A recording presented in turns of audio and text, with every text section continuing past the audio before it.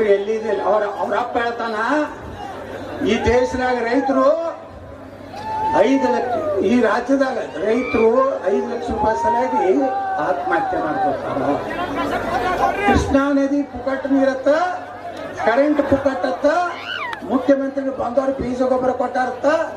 ಇಷ್ಟೆಲ್ಲ ಕೊಟ್ಟರು 2-3 ವರ್ಷಕ್ಕೊಮ್ಮೆ ಬರಗಾಲ ಬೀಳತ್ತೇಳಿ ರೈತರು ಹೇಳ್ತಾರ. ಹಂಗೆ ಹೇಳ್ತೀರಿ ಯಾರೇ? ಯಾವ್ದು ಕಡಲು ಚೆನ್ನಂದಾಗ ಹೋಗಿ ಮಳೆ ಆಗ್ಬಾರ್ದು ಯಾರು ತಿಳ್ಕೊಂಡಿರೇನ್ರಿ? ಅದು ಯಾಕೆ ಹೇಳ್ತಾನಂದ್ರೆ ಸಾಲ ಮನ್ನಾ ಏನೋ ಪರ್ಲೆ ಮುಂದೆ ತಂಡಿ ಬರ್ತದೆ.